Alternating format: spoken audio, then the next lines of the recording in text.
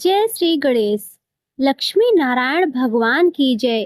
शास्त्रों के अनुसार शरद पूर्णिमा की रात्रि में जो भी व्यक्ति व्रत रखकर चंद्रमा का दर्शन करता है उसे धन, वैभव और सुख समृद्धि प्राप्त होती है।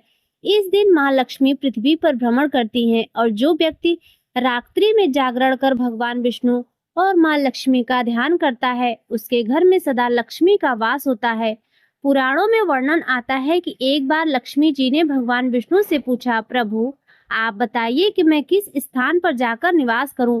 भगवान विष्णु ने कहा, हे देवी, जो मनुष्य शरद पूर्णिमा के दिन जागरण करता है, मेरा और तुम्हारा पूजन करता है, उसी के घर में तुम सदा निवास करो।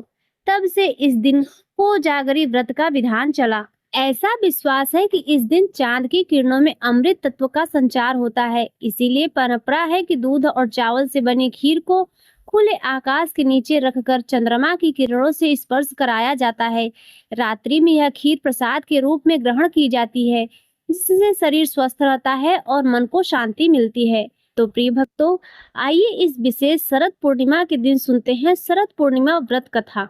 द्वापर युग में यशोदा माँ ने श्री कृष्ण से कहा कि हे कृष्ण, तुम सारे संसार के उत्पन्न करता, पालन करता और संहार करता हो। आज मुझे कोई ऐसा व्रत बताओ जिसको करने से मृत्यु लोक में भी स्त्रियों को विधवा होने का भय न रहे तथा यह व्रत सभी मनुष्यों की मनोकामना पूर्ण करने वाला हो। श्री कृष्ण कहने लगे, हे माता, तुमने अति सुंदर प्रश्न किया है। मैंने तुम्हें एक व्रत के बारे में विस्तार से बताता हूँ।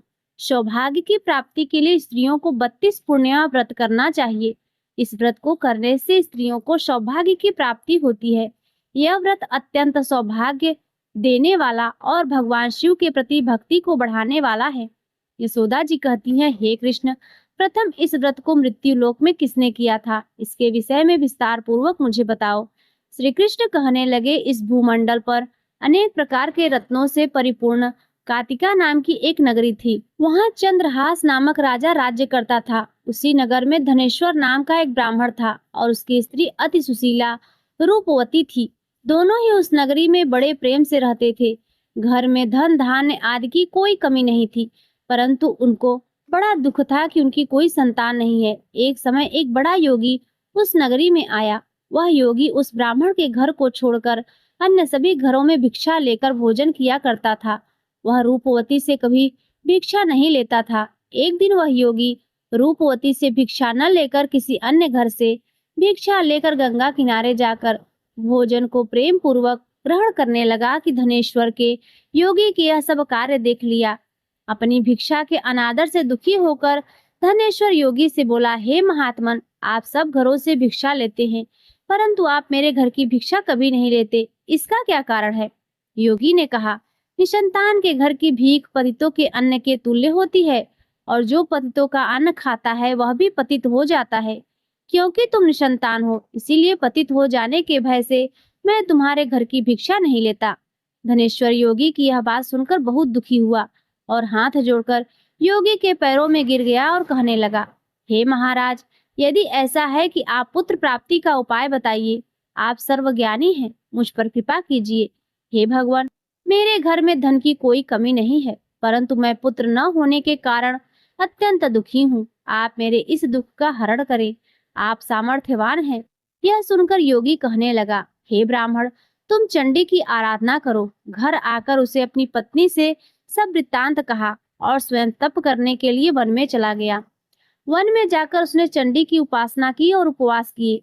चंडी ने 16वें दिन उसको स्वप्न में दर्शन दिया और कहा, धनेश्वर, जा, तेरे घर पुत्र होगा, परंतु वह 16 वर्ष की आयु में ही मृत्यु को प्राप्त हो जाएगा। यदि तुम दोनों पति पत्नी 32 पूर्णिमाओं का व्रत किया करोगे तो वह दीर्घायु हो जाएगा। जितनी तुम्हारी सामर्थ्य हो, आटे के दिए बनाकर शिवजी भगवान का पूजन करना, परंतु पूर्णिमा के व्रत 32 होने चाहिए। प्रातः काल होने पर इस स्थान के समीप तुम्हें आम का वृक्ष दिखाई देगा। उस पर चढ़कर तुम एक फल तोड़कर शीघ्र ही अपने घर चले जाना और अपनी पत्नी से सब वृत्तांत कहना। ऋतु स्नान के पश्चात वह स्वच्छ होकर श्री शंकर भगवान का ध्यान करके उस फल को खा लेगी। शंकर भगवान की कृपा से उसको गर्भ हो जाएगा। जब वह ब्राह्मण प्रातः काल उठा तो उसने एक स्थान के ही आम का एक वृक्ष देखा जिस पर एक अत्यंत सुंदर आम का फल लगा हुआ था। उस ब्राह्मण ने उस आम के वृक्ष पर चढ़कर फल को तोड़ने का प्रयत्न किया, परंतु वृक्ष पर कई बार प्रयत्न करने पर भी वह चढ़ नहीं पाया। तब उस ब्राह्मण को बहुत चिंता हुई। तब विघ्न विनाशक श्री गणेश भगवान की वंदना करने लगा। हे दयानिधे, अपने भक्तों के विघ्नों का नाश करके उनके मंगल कार्य को करने वाले, दुष्टों का नाश करने वाले, रिद्धि सिद्धि प्रदान करने वाले, आप मुझ पर कृपा करके इतना बल दे कि मैं अपने मनोरथ को पूर्ण कर सकूं। इस प्रकार गणेश जी की प्रार्थना करने पर उनकी कृपा से धनेश्वर वृक्ष पर चढ़ गया और उसने सुंदर आम के फल को तोड़ लिया। और धनेश्वर ने सोचा कि वरदान से फल मिला था और वह यही है, कोई फल तो दिखाई नहीं दे रहा है। धनेश्वर ब्राह्मण ने जल्दी से घर जाकर अपनी पत्नी को वह फल दे दिया और उसकी पत्नी ने अपने पति के कहे अनुसार उस फल को खा लिया और वह गर्भवती हो गई। देवी जी की असीम कृपा से उसे एक अत्यंत सुंदर पुत्र उत्पन्न हुआ जिसका नाम उन्होंने देवी दास रखा। माता पिता के हर्ष और शोक के साथ वह बालक शुक्ल पक्ष के चंद्रमा की भांति अपने पिता के घर में बड़ा होने लगा। माता भवानी की कृपा से वह बालक बहुत ही सुंदर, सुशील, विद्या पढ़ने में बहुत ही निपुण हो गया। दुर्गा जी की आज्ञा के अनुसार उसकी माता ने 32 पूर्णिमाओं का व्रत करना आरंभ कर दिया, जिससे उसके पुत्र बड़ी आयु वाला हो गया। 16वां वर्ष लगते ही देवीदास के माता पिता को बड़ी चिंता हो गई, कहीं उसके पुत्र की इस वर्ष मृत्यु न हो जाए। इसीलिए उन्होंने अपने मन में विचार किया कि यदि यह दुर्घटना उनके सामने हो गई तो वो कैसे सहन करेंगे। इसीलिए उन्होंने देवीदास के मामा को बुलाया और कहा, हमारी एक बहुत बड़ी इच्छा है कि देवीदास 1 वर्ष तक काशी में जाकर विद्या अध्ययन करे और उसको अकेला भी नहीं छोड़ना चाहिए। इसीलिए साथ में आप चले जाएं और 1 वर्ष के पश्चात इसको वापस ले आना। सब प्रबंध करके उसके माता पिता ने काशी जाने के लिए देवीदास को एक घोड़े पर बिठाकर उसके मामा के साथ भेज दिया, परंतु यह बात उसके मामा या किसी और से नहीं बताई। धनेश्वर तथा उसकी पत्नी ने अपने पुत्र की मंगल कामना तथा दीर्घायु के लिए भगवती दुर्गा की आराधना और पूर्णिमाओं का व्रत करना आरंभ कर दिया। इस प्रकार बराबर 32 पूर्णिमाओं के व्रत को उन्होंने पूरा किया।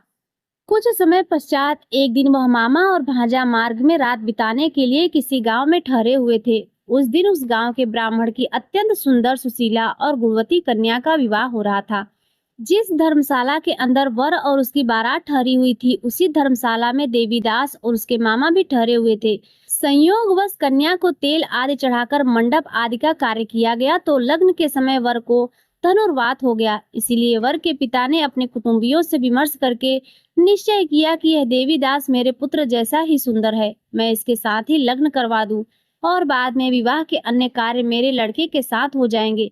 ऐसा सोचकर देवीदास के मामा से जाकर बोला कि तुम थोड़ी देर के लिए अपना भांजा हमें दे दो, जिससे विवाह के लग्न का सब कार्य पूरा सुचारू रूप से हो सके। तब देवीदास का मामा कहने लगा, जो कुछ भी वधु पक्ष के कन्यादान के समय वर को मिले वह सब हमें दे दिया जाए तो मेरा भांजा इस बारात का दूल्हा बन जाएगा। यह बात वर के पिता ने स्वीकार कर लेने पर उसने अपने भांजे को वर बनने के लिए भेज दिया और उसके साथ सब विवाह कार्य विधि पूर्वक संपन्न हो गए। पत्नी के साथ वह भोजन करने के पश्चात बहुत उदासीन और दुखी हो गया। उसने सब बातें जो वर के पिता और उसके मामा से हुई थी लड़की को बता दी। तब कन्या कहने लगी, यह ब्रह्म विवाह के विपरीत कैसे हो सकता है। देव, ब्राह्मण और अग्नि के सामने मैंने आपको ही अपने पति माना है, इसीलिए आप ही मेरे पति हैं। मैं आपकी ही पत्नी रहूंगी, अन्य किसी की नहीं। देवीदास ने कहा, ऐसा मत करिए, क्योंकि मेरी आयु बहुत कम है। मेरे पश्चात आपकी क्या गति होगी, इस बातों को अच्छी तरह विचार कर लो। परंतु वह दृढ़ विचारों वाली लड़की वह बोली, जो आपकी गति होगी वही मेरी गति होगी। प्रातःकाल देवीदास ने अपनी पत्नी को 3 नागों से जड़ी हुई एक अंगूठी दी, एक रुमाल दिया और बोला, हे प्रिय, इसे लो और संकेत समझकर स्थिर चित्त हो जाओ। मेरा मरण और जीवन जानने के लिए एक पुष्प वाटिका बना लो, उसमें सुगंधी वाली एक नव मल्लिका लगाओ और उसको प्रतिदिन जल से सींचा करो और आनंद के साथ खेलो, कूदो और उत्सव मनाओ। जिस समय और जिस दिन मेरा प्राणांत होगा ये फूल सूख जाएंगे और जब ये फिर से हरे हो जाएंगे तो समझ लेना मैं जीवित हूँ। यह बात निश्चय करके समझ लेना, इसमें कोई संशय नहीं है। इतना कहकर देवीदास वहां से चला गया और प्रातःकाल होते ही वहां पर गाजे बाजे बजने लगे और जिस समय विवाह कार्य समाप्त करने के लिए वर तथा सब बाराती मंडप में आए तो कन्या ने वर को भली प्रकार से देखकर अपने पिता से कहा, यह मेरा पति नहीं है, मेरा पति वही है जिसके साथ रात्रि में मेरा पाणी ग्रहण हुआ था। इसके साथ मेरा विवाह नहीं हुआ है। यदि यह वही पुरुष है तो बताइए कि मैंने इसको क्या दिया है। वधु पक्ष और कन्या पक्ष कन्यादान के समय जो आभूषण आदि दिए गए थे वो दिखाए गए। रात में क्या गुप्त बातें मैंने इनसे कही वह सब सुनाए। पिता ने उनसे कहे अनुसार वर को बुलाया। कन्या की यह सब बातें सुनकर वह कहने लगा, मैं नहीं जानता। इसके पश्चात लज्जित होकर वह वहां से चला गया और सारी बारात भी अपमानित होकर वहां से लौट गई। भगवान श्री कृष्ण बोले, हे माता, इस प्रकार देवीदास काशी विद्या अर्जन के लिए वहां से चले गए और सब कुछ समय बीत गया तो काल से प्रेरित होकर एक सर्परात्रि के समय उसको डसने के लिए वहां आया। उस विषधर के प्रभाव से उसके शयन का स्थान चारों ओर से विष की ज्वाला से विषैला हो गया, परंतु व्रत के प्रभाव से उसको काट नहीं पाया, क्योंकि पहले ही उसकी माता ने 32 पूर्णिमा का व्रत रखा था। इसके बाद मध्याह्न के समय स्वयं काल वहां आया, उसके शरीर से प्राणों को निकालने का प्रयत्न करने लगा, जिससे वह मूर्छित होकर पृथ्वी पर गिर पड़ा। उसी समय माता पार्वती के साथ भगवान शंकर वहां आ गए। उनको मूर्छित दशा में देखकर माता पार्वती जी ने शंकर जी से प्रार्थना की, हे महाराज, इस बालक की माता ने पहले ही 32 पूर्णिमा का व्रत किया था, जिसके प्रभाव से आप इसको प्राणदान दे। मां भवानी के कहने पर भक्त वत्सल भगवान शिव जी ने उनको प्राणदान दे दिया। इस व्रत के प्रभाव से काल को ही पीछे हटना पड़ा और देवीदास स्वस्थ होकर बैठ गया। उधर उसकी पत्नी उसके काल की परीक्षा किया करती थी। जब उसने देखा कि पुष्प वाटिका में पुष्प कुछ भी नहीं हो रहे हैं तो उसको अत्यंत आश्चर्य हुआ, लेकिन जब वह जैसे ही हरी भरी हो गई तो वह जान गई कि अब उसका पति ठीक ठाक है, वह जीवित हो गया है। यह देखकर वह बहुत प्रसन्न हो उठी। अपने पिता से कहने लगी, पिताजी, मेरे पति जीवित हैं, आप उनको ढूंढिए। जब 16वां साल व्यतीत हो गया तो देवीदास भी अपने मामा के साथ काशी से चल गया। इधर उसके ससुर उसको ढूंढने के लिए अपने घर से जाने ही वाले थे कि वे दोनों मामा भाजे वहां पर आ गए। उनको आया हुआ देखकर उनके ससुर को बड़ी प्रसन्नता हुई और वह उन्हें अपने घर ले गए। उस समय नगर के निवासी भी वहां इकट्ठे हो गए और सबने निश्चय किया कि अवश्य ही इसी बालक के साथ कन्या का विवाह हुआ था। उस बालक को कन्या ने जब देखा तो पहचान लिया कि यह तो वही है जो संकेत करके गया था। कुछ दिन के बाद देवीदास ने अपनी पत्नी और मामा के साथ अपने ससुर के घर से बहुत सारे उपहार लेकर अपने माता पिता के घर गए। अपने गांव के निकट पहुंचने पर कई लोग उठकर उसके माता पिता को पहले ही खबर देने गए, तुम्हारा पुत्र देवीदास अपनी पत्नी और मामा सहित आ रहा है। ऐसा समाचार सुनकर माता पिता को विश्वास नहीं हुआ, परंतु जब और लोगों ने भी आकर यही बात उन्हें बताई तो उनके आश्चर्य का ठिकाना न रहा। लेकिन थोड़ी ही देर में देवीदास ने आकर अपने माता पिता के चरणों में अपना सर रखकर प्रणाम किया। उसकी पत्नी ने अपने सास ससुर के चरणों में स्पर्श किया तो माता पिता ने अपने पुत्र और पुत्र वधू के हृदय से लगा लिया और दोनों की आंखों में प्रेम आंसू बहने लगे। अपने पुत्र और पुत्र वधू के आने की खुशी में धनेश्वर ने बड़ा ही भारी उत्सव किया और ब्राह्मणों को दान दक्षिणा देकर प्रसन्न किया। श्री कृष्ण भगवान कहने लगे, इस प्रकार धनेश्वर 32 पूर्णिमाओं के व्रत के प्रभाव से पुत्रवान हो गया। जो भी स्त्रियां 32 पूर्णिमा के व्रत को करती हैं वे जन्म जन्मांतर में वैधव्य का दुख नहीं भोगती और सदैव सौभाग्यशाली रहती हैं। व्रत करने वाला चाहे स्त्री हो या पुरुष भगवान शंकर की कृपा से संसार के सकल आनंद भोगकर अंत में आवागमन रहित होकर शिवलोक को प्राप्त होता है। तो प्रेम से बोलिए श्री लक्ष्मी नारायण भगवान की जय, उमा महेश्वर भगवान की जय। प्रिय भक्तों, अब आप सुनेंगे शरद पूर्णिमा की एक और कथा। प्रिय भक्तों, अब आप सुनेंगे शरद पूर्णिमा की दो पौराणिक कथाएं। पहली पौराणिक कथा के अनुसार मां लक्ष्मी और भगवान विष्णु का आशीर्वाद प्राप्त करने के लिए एक साहूकार की दो बेटियां महीने में आने वाली हर पूर्णिमा का व्रत किया करती थी। इन दोनों बेटियों में बड़ी बेटी पूर्णिमा का व्रत पूरे विधि विधान से करती थी, जबकि छोटी बेटी व्रत तो करती थी लेकिन नियमों में उस तरह से पालन नहीं करती थी। नियमों को आडंबर मानकर उनकी अनदेखी करती थी। जैसे ही दोनों बेटियां बड़ी हो गईं, तो साहूकार ने दोनों बेटियों का विवाह कर दिया। बड़ी बेटी के घर समय पर स्वस्थ संतान का जन्म हुआ। छोटी बेटी को भी संतान हुई, लेकिन उसकी संतान जन्म लेते ही दम तोड़ देती थी। जब उसके साथ ऐसा 2 से 3 बार हो गया तो उसने एक ब्राह्मण को बुलाकर अपनी पूरी व्यथा सुनाई और साथ ही इसका उपाय बताने के लिए कहा। उसकी सारी बात को सुनकर और कुछ प्रश्न पूछने के बाद ब्राह्मण ने उससे कहा कि तुम पूर्णिमा का अधूरा व्रत करती हो, इस कारण तुम्हें व्रत का पूरा फल नहीं मिल रहा है और तुम्हें अधूरे व्रत का दोष लगता है। ब्राह्मण की बात को सुनकर छोटी बेटी ने पूर्णिमा व्रत पूरे विधि विधान से करने का निश्चय किया, लेकिन पूर्णिमा आने से पहले ही उसके एक बेटे को जन्म दिया। जन्म लेते ही बेटे की मृत्यु हो गई। इस पर उसने अपने बेटे के शव को एक चौकी पर रख दिया और ऊपर से एक कपड़ा इस तरह ढक दिया कि किसी को भी न पता चले। फिर उसने अपनी बड़ी बहन को बुलाया और बैठने के लिए वही पीढ़ा दे दिया। जैसे ही बड़ी बहन उस पीढ़े पर बैठने लगी, उसके लहंगे की किनारी बच्चे से छू गई और वह जीवित होकर तुरंत ही रोने लगा। इस पर बड़ी बहन पहले तो डर गई और फिर छोटी बहन पर क्रोधित होकर उसे डांटने लगी कि क्या तुम मुझ पर बच्चे की हत्या का दोष और कलंक लगाना चाहती हो? मेरे बैठने से यह बच्चा मर जाता। तो इस पर छोटी बहन ने उत्तर दिया, यह बच्चा मरा हुआ था पहले से ही। दीदी, तुम्हारे तप और स्पर्श के कारण यह जीवित हो गया है।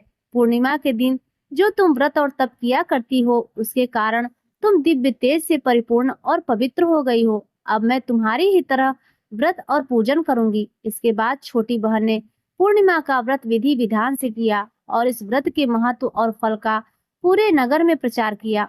जिस प्रकार माँ लक्ष्मी जी और भगवान विष्णु जी ने साहूकार की बड़ी बेटी की कामना पूर्ण करके सौभाग्य प्रदान किया, वैसे ही हम सभी पर कृपा करना। तो प्रेम से बोलिए भगवान श्री लक्ष्मी नारायण की जय। प्रिय भक्तों, आश्विन मास की पूर्णिमा को शरद पूर्णिमा के रूप में जाना जाता है, लेकिन ब्रज क्षेत्र में शरद पूर्णिमा के दिन को रास पूर्णिमा भी कहा जाता है। मान्यता है कि द्वापर युग में शरद पूर्णिमा की रात को ही राधा रानी और गोपियों के साथ मिलकर महारास किया था। पूर्णिमा की रात को चंद्रमा की धवल चांदनी में महारास का वह दृश्य इतना सुंदर था कि प्रकृति भी उसे निहारने के लिए वहां ठहर गई थी। 6 महीने तक महादेव जी स्वयं गोपी का रूप धारण करके इस रास को देखने के लिए वहां पहुंचे थे और चंद्रदेव इतने मंत्रमुग्ध हो गए थे कि 6 महीने तक सुबह ही नहीं हुई थी। इसीलिए आज तक शरद पूर्णिमा के शुभ अवसर पर आप यह महारास की कथा भी सुनिए। एक बार शरद पूर्णिमा की शरद उज्जवल चांदनी में बंसीवट यमुना के किनारे श्याम सुंदर साक्षात मनमथनाथ की बंसी बज उठी। श्री कृष्ण जी ने 6 मास की एक रात्रि करके मनमथ का मान मर्दन करने के लिए वहां रास किया था। जब महारास की गूंज सारे त्रिलोक में गई, तो हमारे भोले बाबा के कानों में भी महारास की गूंज गई। मनमोहन की मीठी मुरली ने कैलाश पर विराजमान भगवान श्री शंकर को मोह लिया। समाधि भंग हो गई। बाबा वृंदावन की ओर बावरे होकर चल पड़े। पार्वती जी भी मनाकर हार गई, किंतु त्रिपुरारी माने नहीं। भगवान श्री कृष्ण के परम भक्त श्री आसुरी मुनि पार्वती जी, नंदी श्री गणेश जी, श्री कार्तिकेय के साथ भगवान शंकर वृंदावन के वंशीवट पर आ गए। वंशीवट जहाँ महारास हो रहा था, वहाँ गोलोक वासिनी गोपियां द्वार पर खड़ी हुई थी। पार्वती जी तो महारास में अंदर प्रवेश कर गए, किंतु द्वारपालिकाओं ने श्री महादेव जी और श्री आसुरी मुनि को अंदर जाने से रोक दिया। वे बोली, श्रेष्ठ जनों, श्री कृष्ण के अतिरिक्त अन्य कोई पुरुष इस एकांत महारास में प्रवेश नहीं कर सकता। तब श्री शिव जी बोले, देवियों, हमें भी श्री राधा कृष्ण की दर्शनों की लालसा है, अतः आप ही लोग कोई उपाय बताइए जिससे कि हम महाराज के दर्शन पा सके। तब ललिता नाम की एक सखी बोली, यदि आप महाराज देखना चाहते हैं तो आप गोपी बन जाइए। मानसरोवर में स्नान कर गोपी का रूप धारण करके महाराज में प्रवेश हुआ जा सकता है। फिर क्या था, भगवान शिव अर्धनारीश्वर से पूरे नारी रूप में बन गए। श्री यमुना जी ने शोषा श्रृंगार कर दिया तो सुंदर बिंदी, चूड़ी, नुपुर, ओढ़नी और ऊपर से एक हाथ का घूंघट भी भगवान शिव का कर दिया। साथ में युगल मंत्र का उपदेश भगवान शिव जी के कान में किया। प्रसन्न मन से वे गोपी वेश में महारास में प्रवेश कर गए। श्री शिव जी मोहिनी वेश में मोहन की रास स्थली में गोपियों के मंडल में मिलकर अतृप्त नेत्रों से विश्व मोहन की रूप माधुरी का पान करने लगे। नटवर वेशधारी श्री रास विहारी रासेश्वरी रसमयी श्री राधा जी एवं गोपियों को नृत्य एवं रास करते हुए देखकर नटराज भोलेनाथ भी स्वयं ताता थैया करके नाच उठे। मोहनी ने ऐसी मोहनी बंसी बजाई कि शुद्ध बुद्ध भूल गए। भोलेनाथ जी, बनवारी से क्या कुछ छुपा है, भगवान कृष्ण शिव जी के साथ थोड़ी देर तो नाचते रहे, लेकिन जब पास पहुंचे तो भगवान बोले, रास के बीच थोड़ा हास परिहास हो जाए तो रास का आनंद दोगुना हो जाएगा। भगवान बोले, अरे गोपियों, तुम मेरे साथ कितनी देर से नृत्य कर रही हो, लेकिन मैंने तुम्हारा चेहरा देखा भी नहीं, क्योंकि तुम गोपियों घूंघट में थी। गोपियां बोली, प्यारे, आपसे क्या छुपा है, आप देख लो हमारा चेहरा। लेकिन जब भगवान शंकर ने सुना तो भगवान शंकर बोले कि यह कन्हैया को रास के बीच में क्या सूझा, अच्छा भला रास चल रहा था, मुख देखने की क्या जरूरत थी। ऐसा मन में सोच रहे थे कि आज कन्हैया तो फजीहत पर ही तुला है। भगवान कृष्ण बोले, गोपियों, तुम सब लाइन में लगाकर खड़ी हो जाओ और मैं सबका नंबर से दर्शन करूंगा। भगवान शिव जी बोले, अब तो काम बन गया, लाखों करोड़ों गोपियां हैं, मैं सबसे अंत में जाकर खड़ा हो जाऊंगा। कन्हैया मुख देखते देखते थक जाएगा और मेरा नंबर भी नहीं आएगा। सभी गोपियां एक लाइन में खड़ी हो गई और अंत में भगवान शिव जी भी खड़े हो गए। जो कन्हैया की दृष्टि अंत में पड़ी तो कन्हैया बोले, नंबर इधर से शुरू नहीं होगा, नंबर उधर से शुरू होगा। तब भगवान शिव जी बोले, यह तो मेरा ही नंबर आ गया। भगवान शिव जी दौड़कर दूसरी ओर जाने लगे तो भगवान कृष्ण गोपियों से बोले, गोपियों, पीछे किसी गोपी का मैं मुख दर्शन करूंगा, पहले इस गोपी का मुख दर्शन करूंगा जो मुख दिखाने में इतनी लाज शर्म कर रही है। इतना कहकर भगवान कृष्ण दौड़े और दौड़कर भगवान शिव को पकड़ लिया और घूंघट ऊपर किया और कहा, आओ गोपेश्वर आओ, आपकी जय हो। बोलिए गोपेश्वर महादेव की जय, भगवान शंकर जी की जय। श्री राधा आदि की गोपेश्वर महादेव के मोहिनी गोपी के रूप को देखकर आश्चर्य में पड़ गई। तब श्री कृष्ण ने कहा, राधे, यह कोई गोपी नहीं है, यह तो साक्षात भगवान शंकर है। हमारे महाराज के दर्शन के लिए इन्होंने गोपी का रूप धारण किया है। तब श्री राधा कृष्ण ने हंसते हुए शिव जी से पूछा, भगवान, आपने यह गोपी वेश क्यों बनाया? तब भगवान शंकर बोले, प्रभु, आपकी यह दिव्य रसमयी प्रेम लीला महाराज देखने के लिए गोपी रूप मैंने धारण किया है। इस पर प्रसन्न होकर श्री राधा जी ने श्री महादेव जी से वर मांगने को कहा तो श्री शिव जी ने यह वर मांगा, हम चाहते हैं यहाँ आप दोनों के चरण कमलों में सदा ही हमारा वास हो। आप दोनों के चरण कमलों के बिना हम कहीं अन्यत्र वास नहीं करना चाहते। इसके बाद सुंदर महारास हुआ है। भगवान कृष्ण के कथक नृत्य किया और भगवान शिव ने तांडव नृत्य, जिसका वर्णन अगर माँ सरस्वती भी करना चाहे तो नहीं कर सकती। खूब आनंद आया है। भगवान कृष्ण ने ब्रह्मा की एक रात्रि ले ली, लेकिन गोपियां इसे समझ नहीं पाई। केवल अपनी गोपियों के प्रेम के कारण कृष्ण ने रात्रि को बढ़ाकर इतना दीर्घ कर दिया कि गोपियों ने एक रात कृष्ण के साथ अपने प्राण प्रिय पति के रूप में बिताई। लेकिन यह कोई साधारण रात नहीं थी, ब्रह्मा जी की रात्रि थी और लाखों वर्ष तक चलती रही। आज भी वृंदावन में निधि वन में प्रतिदिन भगवान श्री कृष्ण रास करते हैं। कृष्ण के लिए सब कुछ करना संभव है, क्योंकि वह भगवान है। इस प्रकार भगवान ने महारास लीला को किया है। सुखदेव जी महाराज परीक्षित से कहते हैं, राजन, जो इस कथा को सुनते हैं उसे भगवान के रसमय स्वरूप का दर्शन होता है। उसके अंदर से काम हटकर श्याम के प्रति प्रेम जागृत होता है और उनका हृदय रोग भी ठीक होता है। जब भोलेनाथ जी भगवान श्री कृष्ण और राधा रानी से वरदान मांगा था, तब भगवान श्री कृष्ण ने तथास्तु कहकर कालिंदी के निकट निकुंज के पास बंसी वट के सम्मुख भगवान महादेव जी को गोपेश्वर महादेव के नाम से स्थापित कर विराजमान कर दिया। श्री राधा कृष्ण और गोपी गोपियों ने उनकी पूजा की और कहा कि ब्रज वृंदावन की यात्रा तभी पूर्ण होगी जब व्यक्ति आपके दर्शन कर लेगा। आपके दर्शन किए बिना यात्रा अधूरी रहेगी। भगवान शंकर वृंदावन में आज भी गोपेश्वर महादेव के रूप में विराजमान है और अपने भक्तों को अपने दिव्य गोपी वेश में दर्शन दे रहे हैं। गर्भगृह के बाहर पार्वती जी, श्री गणेश जी, श्री नंदी जी विराजमान है और आज भी संध्या के समय भगवान का गोपी वेश में दिव्य श्रृंगार होता है। जय श्री कृष्णा, जय भोलेनाथ। प्रिय भक्तों, अब आइए सुनते हैं श्री सत्यनारायण भगवान की आरती। जय लक्ष्मी रमणा स्वामी, जय लक्ष्मी रमणा, सत्यनारायण स्वामी, श्री सत्यनारायण स्वामी, जनपातक हरणा। ओम जय लक्ष्मी रमणा, रत्न जटित सिंहासन अद्भुत छवि विराजे, स्वामी अद्भुत छवि विराजे। नारत करत निरांजन, नारत करत निरांजन, घंटा ध्वनि बाजे जय लक्ष्मी रमणा। प्रगट भये कलयुग कारण, द्विज को दर्श दियो, स्वामी द्विज को दर्श दियो।